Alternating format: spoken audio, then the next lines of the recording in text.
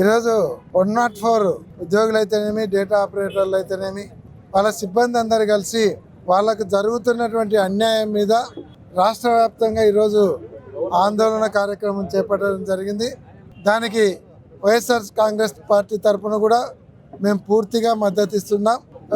కర్నూలు జిల్లా అధ్యక్షుడిగా మేము కూడా పూర్తిగా మద్దతు ఇస్తున్నాం.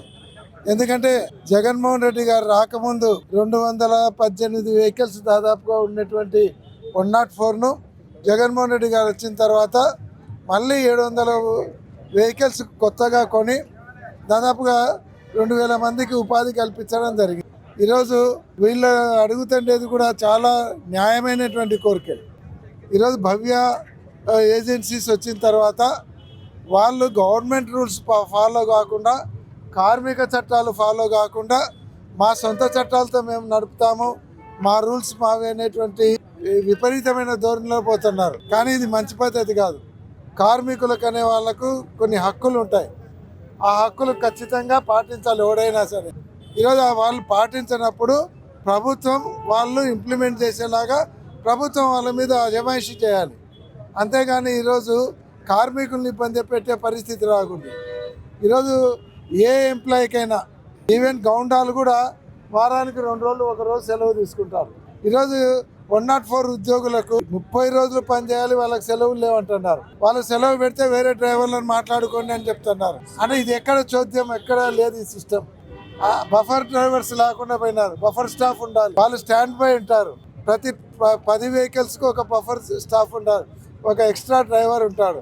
ఎవరైనా కార్మికులు లీవ్ పెట్టినా కానీ, లేదంటే డ్రైవర్లకు అత్యవసరం వచ్చినా, ఆ సండే వచ్చినా, లేదంటే హాలిడే రోజు ఆ బఫర్ స్టాఫ్ను దాంట్లో తీసుకుంటారు. కాబట్టి ఈరోజు 1 రోజు కూడా సెలవు లేకుండా ఏదైనా సెలవు పెడితే డ్రైవర్ జీతం కట్ చేస్తాం, మీరే మాట్లాడుకోండి అంటే ఇది నిరంకుశత్వ పాలన అవుతుంది. అంతేకాకుండా ఇంతకుముందు ఉన్నటువంటి శాలరీస్ని కూడా తగ్గించినారు, జీతాలు తగ్గించి వాళ్లకు ఇబ్బంది పెడుతున్నారు. ఈరోజు వెహికల్ మెయింటెనెన్స్ లేవు. వెహికల్ ఎక్కడైనా చెడిపోతే ఆ డ్రైవర్లే ఇబ్బంది పడేటువంటి పరిస్థితి వస్తుంది. అదే కాకుండా రికార్డు వీళ్ళనే మెయింటైన్ చేయమంటున్నారు.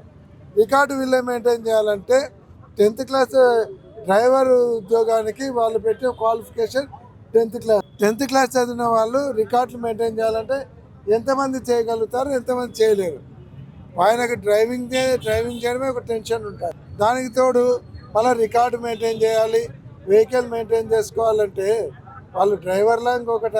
కాబట్టి రికార్డు సరిగ్గా మెయింటైన్ చేయకుంటే వాళ్ళ మీద యాక్షన్. అంటే ఏదో రకంగా స్టాఫ్ను తగ్గించి డబ్బులు మిగిలించుకోవాలనేటువంటిది. దాదాపుగా ఈరోజు 90 మంది బఫర్ స్టాఫ్ ఉండాలి. ఇప్పుడు ఉన్నటువంటి వెహికల్స్కు 90 మంది బఫర్ స్టాఫ్ ఉండాలి. 90 మందికి కనీసం అంటే నెలకు వాళ్ళకు 15 లక్షలు, సంవత్సరానికి 2 కోట్లు మిగిలించుకుంటున్నారు బఫర్ స్టాఫ్ లేకుండా.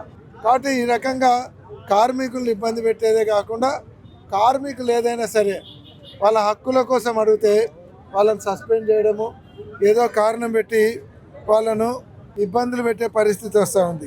ఈరోజు షోకాజ్ నోటీసులు ఇచ్చి ఒక సెక్రటరీని వీళ్ళ హక్కుల గురించి, వీళ్ళ ప్రాబ్లమ్స్ గురించి అడిగితే వీళ్ళ సెక్రటరీనే సస్పెండ్ చేసినారు. ఇది టూ మచ్.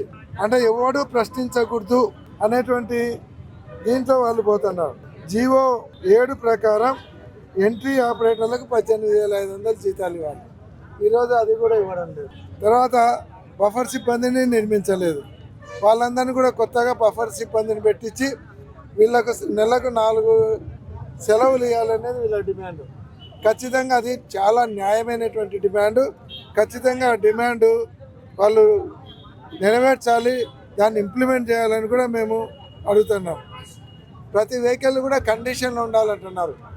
అది కంపల్సరీ. కండిషన్ లేకుంటే వెహికల్ మధ్యలో ఆగిపోతే వీళ్ళు ఏం చేస్తారు? ఆగిపోతే రిపేర్ ఎవరు చెప్పేయాలి, ఎవరు ఇవ్వాలి డబ్బులు? వాళ్ళకి ఇచ్చే 11-12 వేలలో నుంచి వాళ్ళు ఏం బతుకుతారు, నేను రిపేర్ ఏం చేస్తాను?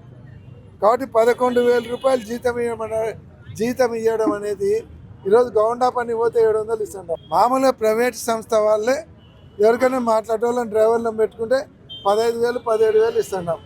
వాడికి సెలవులు ఉంటాయి, వాడికి ఎప్పుడు కావాలంటే అప్పుడు ఇంటికి పోతాడు, భోజనాలు కూడా పెడుతున్నాం. అట్లాంటిది వీళ్ళు పోయి పల్లెలకు పోయి సర్వీస్ అందజేసే వాళ్ళకు కూడా 4-11,000 ఇచ్చి రోజు ఒక పల్లెకి పోయి తిప్పుతున్నారు. అంతేకాకుండా గ్రాట్యుటీ 8 లీవులు ఏప్రిల్ నెల వేతనంలో కోత విధించిన బకాయిలు కూడా ఇవ్వాలని అడుగుతున్నారు. వాళ్ళ డబ్బులు వాళ్ళకి ఇవ్వడానికి నష్టమేముంది? ఫిజికల్ రికార్డు పేరుతో ఉద్యోగులు ఇబ్బంది పెడుతున్నారు అది చెప్పినాం.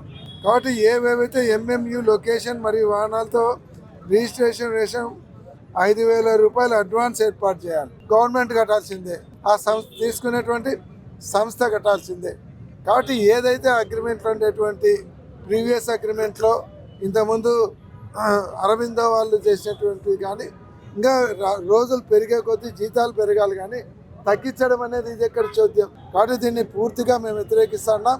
ఈ కూటమి ప్రభుత్వానికి మేము చెప్తున్నాం, దయచేసి కార్మికుల పొట్ట కొట్టొద్దు, 104 డ్రైవర్ల పొట్టలు కొట్టొద్దు, వాళ్ళ జీతాల మీద బతికే పరిస్థితి భవ్య కంపెనీ తెచ్చుకోవద్దు, వాళ్ళ ఉసురు కొట్టుకోవద్దు.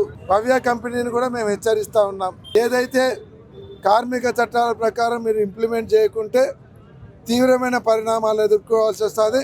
కార్మికులతో పాటు మేము కూడా వాళ్ళతో పోరాటం చేయాల్సి వస్తుంది.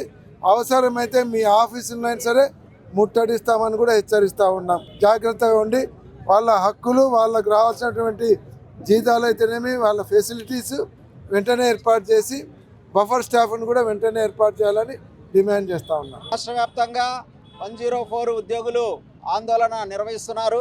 ఈ ఆందోళనకు సిఐటి సంపూర్ణ మద్దతు తెలియజేస్తుంది. వాళ్ళ ప్రధానమైన డిమాండు ఈరోజు 104 రాష్ట్ర కార్యదర్శి ఎవరైతే ఉన్నారో వాళ్ళు సమస్యను తీసుకొని ఒక మెమరాండం ఇవ్వడానికి ఉన్నతాధికారుల దగ్గరకు వెళ్ళిన సందర్భంగా డ్యూటీలకు ఆటంకపరుస్తున్నారు, ఇబ్బంది పెడుతున్నారు అందరినీ అనేటువంటి పేరుతో ఆయనని డ్యూటీ నుంచి తొలగించడం అనేటువంటిది జరిగింది.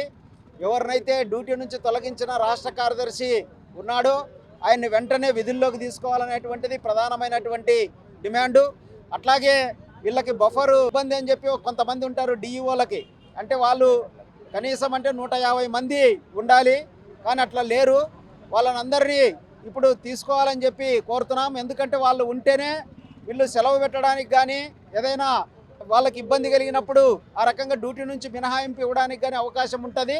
కాబట్టి బఫర్స్ సిబ్బంది ఏదైతే ఉందో ఆ సిబ్బందిని కూడా తీసుకోవాలని చెప్పి మేము డిమాండ్ చేస్తున్నాం. అట్లాగే వీళ్ళకి వేతనాలు గతంలో ఉండేటువంటి కంపెనీ నుంచి మార్చి ఏదైతే భవ్య కంపెనీకి వచ్చిందో, భవ్య కంపెనీకి వచ్చిన తర్వాత నుంచి వీళ్ళకి చాలా ఇబ్బందులకు గురి చేస్తున్నారు. వేతనము డిఈఓలకైతే 18,500, అట్లాగే పైలట్ అంటే డ్రైవర్లకైతే కనీసం అంటే 15,000 ఇవ్వాల్సి ఉంది. ఆ రకంగా వాళ్ళు ఇవ్వడం లేదు. ఏదైతే బఫర్ సిబ్బంది ఉందో ఆ సిబ్బందికి సంబంధించిన డబ్బులేమో ప్రభుత్వం దగ్గర నుంచి ఆ సంస్థ డ్రా చేసుకుంటుంది, కానీ ఇక్కడ మాత్రం నియమించడం లేదనేటువంటిది తెలుస్తుంది. కాబట్టి ఆ రకంగా సిబ్బందిని నియమించాలి. కనీస వేతనాలు ఏదైతే ఒప్పందం ఉందో ఆ ఒప్పందం ప్రకారము కనీస వేతనాలు కూడా ఇవ్వాలని చెప్పి సందర్భంగా మేము కోరుతున్నాం. అట్లాగే ఈరోజు వీళ్ళకి సూపర్వైజర్లు జిల్లాకి కనీసం అంటే 4 ఉండాలి, ఒక్కరి ద్వారానే ఆ రకంగా చేస్తున్నటువంటి పరిస్థితి కూడా ఉంది జిల్లా అంతా కలిపి. కాబట్టి సూపర్వైజర్లను కూడా పెంచాలి. ఈరోజు డిఈఓల ద్వారా ఫార్మాసిస్టులు చేసేటువంటి పని కూడా చేస్తున్నారు. అట్లా కాకుండా ఫార్మాసిస్టులను సపరేట్గా నియమించేటువంటి పద్ధతిని కూడా కొనసాగించాలి. ఈరోజు 104 ఉద్యోగులు గత అనేక సంవత్సరాలుగా ప్రజలకు సేవ చేస్తున్నటువంటి వీళ్ళని పట్టించుకునేటువంటి పరిస్థితి లేదు. అందుకని ప్రభుత్వము, ఉన్నతాధికారులు జోక్యం చేసుకొని వీళ్ళ న్యాయమైనటువంటి డిమాండ్లు పరిష్కారానికి కృషి చేయాలని చెప్పి సందర్భంగా మేము సిఐటిగా డిమాండ్ చేస్తున్నాం. అంజుబాబు, సిఐటి జిల్లా ప్రధాన కార్యదర్శి.